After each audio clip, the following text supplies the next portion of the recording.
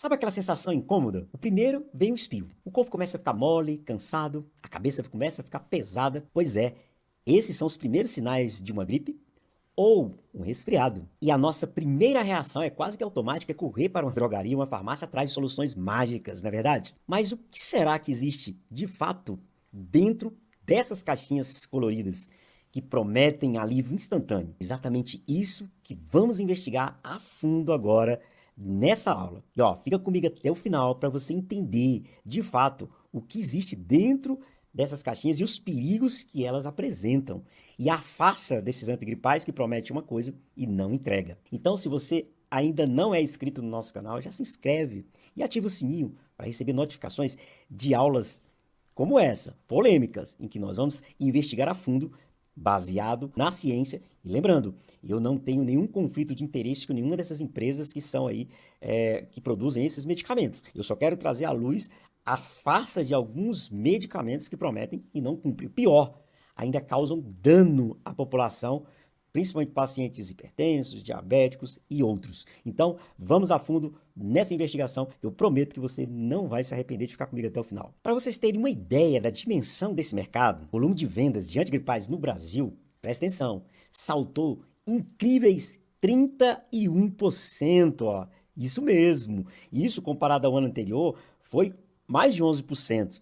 Então isso mostra o quanto estamos dependentes desse produto para não parar a nossa rotina. E nessa aula vamos entender o que tanto nos atrai nesses produtos. Vamos demonstrar a fórmula combo. Isso mesmo, é um combo. Você já viu que tem vários medicamentos ali dentro para ver cada desse quebra-cabeça. E vamos investigar a polêmica da fenilefrina. Isso que é o boom dessa aula. E no fim eu vou apresentar uma abordagem muito mais racional e eficaz, sem causar nenhum dano e nem muito custo, para que você possa não parar a sua rotina. Nós sabemos que a temporada de gripe nunca falha.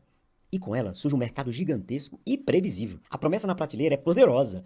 A garantia de que um mal-estar bobo não vai atrapalhar a sua produtividade e a sua rotina. A indústria sabe que ninguém quer ou pode parar. Essa promessa vende muito mais do que tudo. E o ponto central da nossa análise é uma só. Será que estamos pagando caro por uma mistura de marketing com ingredientes de eficácia duvidosa, como açúcar e cafeína, em vez de um tratamento que realmente funciona? Vamos agora para a anatomia da pílula, ou seja, desse combo. A base de quase todo antigripal, e aí, se você olhar um padrão ali da bula que se repete, é um analgésico simples, barato, como é o caso do paracetamol, a dipirona, que é a base de todo esse combo, que é o burro de carga da fórmula, que carrega tudo, que é realmente o que faz acontecer. E também eles turbinam, que é um antialérgico de primeira geração, que é sedativo, e para corrigir essa sedação, eles utilizam a cafeína, que é um estimulante nesse caso. Nós vamos falar sobre ela. E em algumas dessas composições de antigripais, eles colocam também um vasoconstrictor, fenilefrina, que é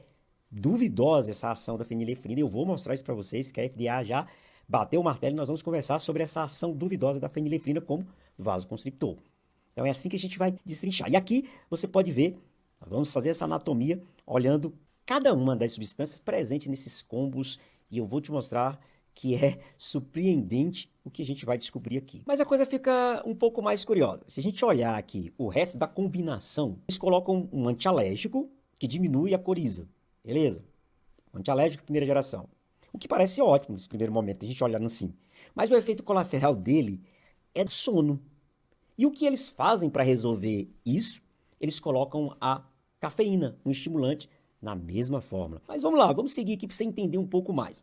Pegando aqui a cafeína, cara, aqui é que está a enganação. Cafeína de 30 miligramas, a peça-chave dessa farsa percebida. A presença de 30 miligramas de cafeína é farmacologicamente ambígua, gente. Estudos sobre a potencialização, isso mesmo, a cafeína ela serve como adjuvante para potencializar os fármacos. Nesse caso aqui, os analgésicos, dipirona ou paracetamol, se tivesse ibuprofeno, seria também potencializar e não como efeito, vamos dizer assim, estimulante. Estudos da cafeína como adjuvante indicam a necessidade de doses superiores a 100 miligramas para obter um incremento robusto de potencialização, apenas 5 a 10% sobre aí o paracetamol, dipirona, ibuprofeno ou qualquer outro, como potencializador desses fármacos. Então, falar que ela aí e aí algumas formulações dizem isso lá na bula, que ela serve para potencializar, e você sabe disso.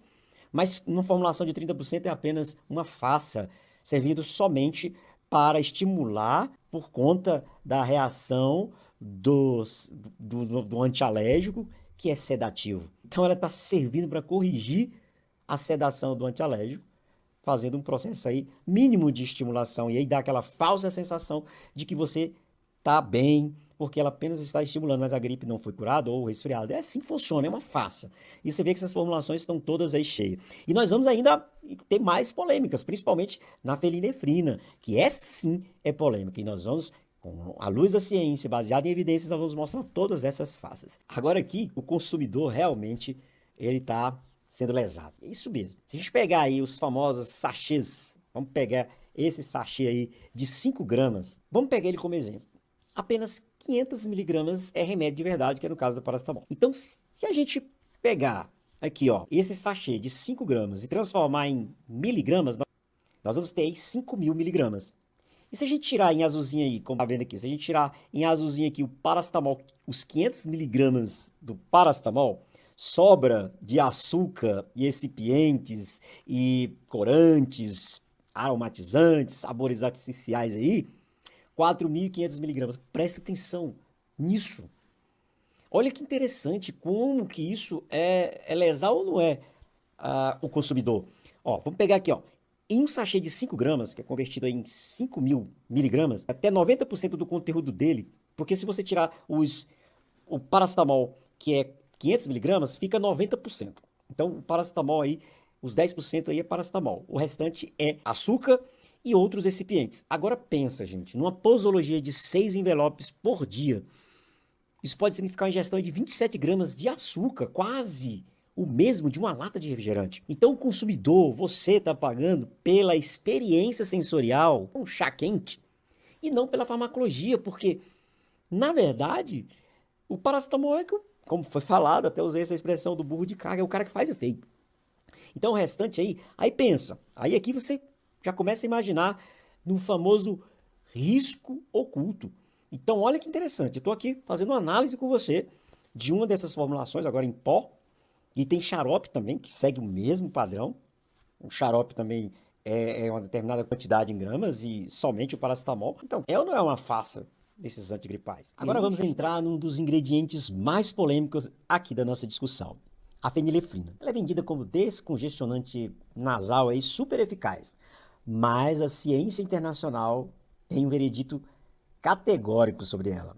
Muito diferente do que se é vendido por aí. Entre o final de 2023 e 2024, e consolidado em 2025, a FDA, que é a agência reguladora dos Estados Unidos, conduziu revisões robustas e exaustivas que culminaram aí com proposta da retirada da fenilefrina da monografia de OTCs, que são medicamentos de venda livre oral como descongestionante nasal. Então ela, em vários países, principalmente nos Estados Unidos, já está fora desses medicamentos como descongestionante oral. Um painel de especialistas da FDA, que é como se fosse a Anvisa lá dos Estados Unidos, foram unânimes dizendo que a fenilefrina, quando ingerida via oral, simplesmente, cara, não faz efeito, não funciona, não desobstrui o nariz. O placar foi de 16-0, não houve dúvida, todos os especialistas foram categóricos. A explicação biológica para isso é que quando você engole a fenilefrina, ela tem que passar,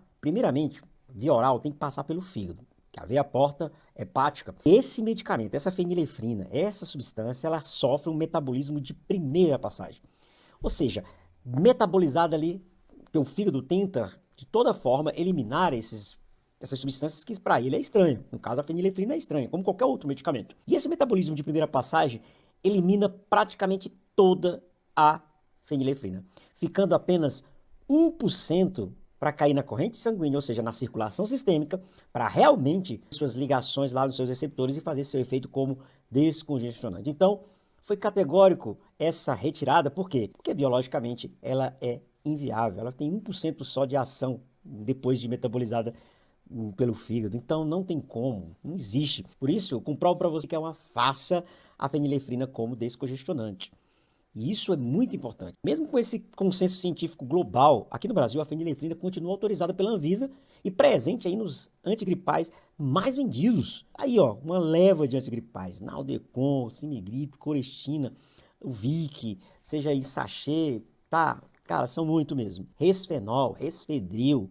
Então, vários desses medicamentos que são largamente vendidos. E qual o custo real disso? Não é só o que você vê ali na nota fiscal quando você compra esse medicamento. Embora a diferença de preço seja gritante. Uma dose de um antigripal em pó, no caso aqueles Vicpiremas e outros, pode custar até R$ 5, enquanto um comprimido só de paracetamol custa 30 centavos. O Benegrip pode custar R$ 2, contra 30 centavos de um comprimido da dipirona. Por que eu estou falando um comprimido? Porque realmente é somente esse comprimido que está dentro dessa formulação que faz efeito. Então você paga um combo de açúcar, de outros ali excipientes, inclusive a cafeína ali, que é apenas estimulante, sendo que o que faz efeito de verdade, o princípio ativo ali, o remédio mesmo, é o paracetamol, a dipirona. Então é bem complicado essa questão. 90% desses antigripais, principalmente as formulações em pó, o sachê lá, é só excipiente. Então, mas infelizmente o custo não é só financeiro, tem um custo muito maior, que é um custo na saúde direta ali da população por ações indiretas desses medicamentos. Nós vamos ver agora o custo na vida do consumidor que tem alguma comorbidade, como diabetes, hipertensão, mas principalmente diabetes. Eu vou te mostrar que esse custo ele é muito mais caro por conta dessa farsa desses antigripais. Então vamos agora entender como que isso pode afetar diretamente a vida de pessoas que têm certas comorbidades. O problema é o risco. Vamos pegar esse primeiro risco aqui. Um dos riscos importantes, que é a ameaça nos xaropes e também nos pós para o diabético. Para os diabéticos, as pessoas que têm diabetes, o risco duplo, ó, a carga glicêmica direta, que é o pico de açúcar no sangue, causados pela sacarose, que é uma grande quantidade, aí 90% da fórmula, o remédio é só aqueles 500 miligramas, só o estresse da infecção, ou seja, da gripe ou do resfriado, já aumenta, já eleva a glicose. E aí quando você adiciona um xarope ou um sachê, ou pior ainda o quadro, que já está descompensado. Então alerta clínico, meu amigo, o alívio de um sintoma pode levar a uma descompensação metabólica grave. Então uma gripe pode te levar para um problema muito maior. Isso sim é complicado para o consumidor. Não é só questão financeira, ele está sendo lesado aí em tudo. Então tá vendo como a gente está destrinchando isso? Mas tem mais. Vamos para um segundo risco. Aqui é só alguns que eu estou trazendo. Então agora a gente vem para o risco oculto 2, a cascata de quedas em idosos. Cara, o efeito do antialérgico, que é a sedação, pode promover isso. E tem um perigo também da carga anticolinérgica dos antialérgicos. Causam confusão mental aguda, que pode levar a um delírio, aumento significativo de 30% a 50% no risco de queda. E pode causar, isso é triste em idosos, gente. Idosos que têm constipação, retenção urinária, é tão cruel quanto, não sei nem dizer. Isso pode causar essa retenção urinária, essa boca seca, essa constipação. E olha que interessante, a realidade dura. Uma simples gripe pode, indiretamente, é claro, levar a uma fratura de fêmur, uma possível queda por conta do efeito sedativo, o efeito de sono trazido ali pelos antialérgicos, mesmo que a cafeína traga ali um efeito estimulante, mas é muito pequeno com as 30 miligramas dela. Então aí nós temos os perigos disso, não é só financeiro.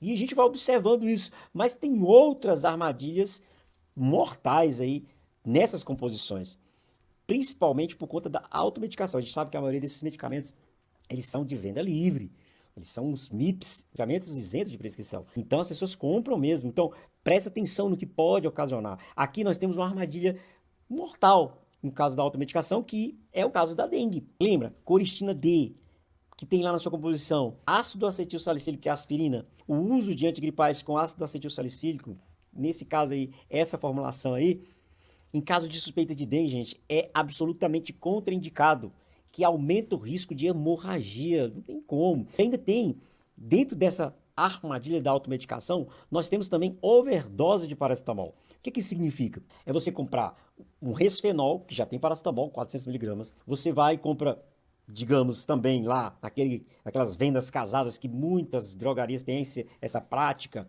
né, de vender também um relaxante muscular, um Tocilax, Sedilax, e aí tem também paracetamol, aí tem o sachêzinho, você tomar 4 vezes ao dia, cara, todos eles têm paracetamol. E eu não tô nem falando do Naldecon, que tem 800 miligramas. E isso, cara, pode causar uma overdose de paracetamol. Porque você tá ali tomando combinações e não olha nessas formulações, só vê o nome comercial. A população olha o nome comercial.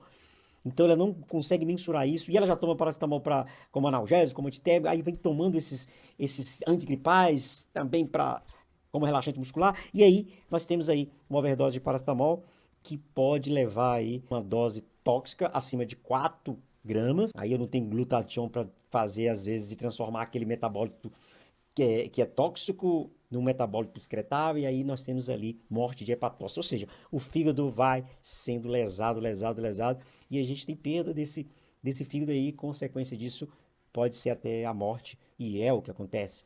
Ou se a gente tiver a sorte de um transplante, né? Então, basicamente, gente, um dos perigos, essas armadilhas que se encontram nesses antigripais. Então, só o que eu já falei aqui, já dá um medinho. Já dá um medo. Mas só o que eu falei aqui também já merece também o seu like, né? Assim, pra você pá. Porque assim o YouTube pode recomendar essa aula, né? Esse vídeo para mais pessoas.